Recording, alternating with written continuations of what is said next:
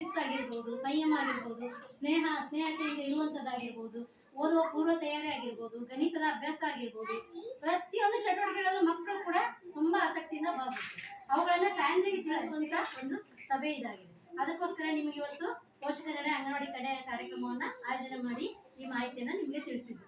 ಖುಷಿ ಆಯ್ತಲ್ಲ ಎಲ್ರಿಗೂ? ನೋಡಿ, ಇದೇ ತರ ನಾವು ತಿಂಗಳಲ್ಲಿ ಒಂದ್ಸಲ ಕರೆದಾಗ ನೀವು ಖುಷಿಯಿಂದ ಬರ್ತೀವಿ, ಗೊತ್ತಾಯ್ತಾ? ನೆಕ್ಸ್ಟ್ ಮಂತ್ ಮತ್ತೆ ಇದೇ ರೀತಿ ಒಂದು ಸಭೆಯನ್ನ ಕರಿತೀವಿ. ಅವಾಗ ಬೇರೆ ರೀತಿ ಆಟ ಮತ್ತೆ ಬೇರೆ ರೀತಿ ಅನುಭವಗಳನ್ನ ಹಂಚಿಕೊಳ್ಳಕ್ಕೆ ನಿಮ್ಗೊಂದು ಅವಕಾಶ ಇರುತ್ತೆ. ಈ ವೇದಿಕೆನ ಯಾವತ್ತೂ ಯಾವುದೇ ಕಾರಣಕ್ಕೂ ಮಿಸ್ ಮಾಡ್ಕೊಳ್ಬೇಡಿ.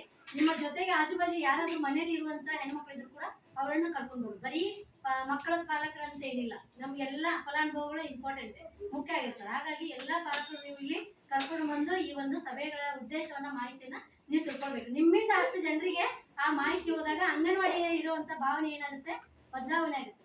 ಬರೀ ಅಂಗನವಾಡಿ ಕೇಂದ್ರ ಅಂದ್ರೆ ಮೊದಲು ಏನಿತ್ತು, ಉಂಡಿ ಶಾಲೆ ಅಂತ ಹೇಳ್ತಾ ಇದ್ರು. ಬಟ್ ಅದೀಗ ಬದಲಾವಣೆ ಆಗಿದೆ, ಹೌದಾ? ಎಷ್ಟೋ ನಮ್ಮ ಅಂಗನವಾಡಿ ಕೇಂದ್ರಗಳಲ್ಲಿ ಸಾಮಗ್ರಿಗಳಾಗಿರ್ಬೋದು, ಚಟುವಟಿಕೆಗಳಾಗಿರ್ಬೋದು, ನಮ್ಮ ಮಕ್ಕಳ ಭಾಗವಹಿಸುವಿಕೆ ಆಗಿರ್ಬೋದು, ಎಲ್ಲವೂ ತುಂಬಾ ಬದಲಾವಣೆ ಆಗಿದೆ. ಈ ಮಕ್ಕಳು ಕೇಳಿದ್ರು ನನಗೆ ಬಂದ ತಕ್ಷಣ, ಟೀಚರ್ ನಮ್ಗೆ ಯಾಕೆ ಆಡಿಸ್ಲಿಲ್ಲ ಅಂತ ಕೇಳಿದ್ರು. ಮ್ಯೂಸಿಕಲ್ ಚೇರ್ ಆಡಿಸಿದ್ವಲ್ಲ, ಬಂದ ತಕ್ಷಣ ಕೇಳಿದ್ರು. ನೋಡಿ, ಯಾವ ಮಗು ಅದು ಆ ಮಗು ಕೇಳಿದ್ರು, ಇದೊಂದು ಕೇಳಿದ್ರು, ಹೌದಾ? ಕುತ್ಕೋಪ, ಕುತ್ಕೋ.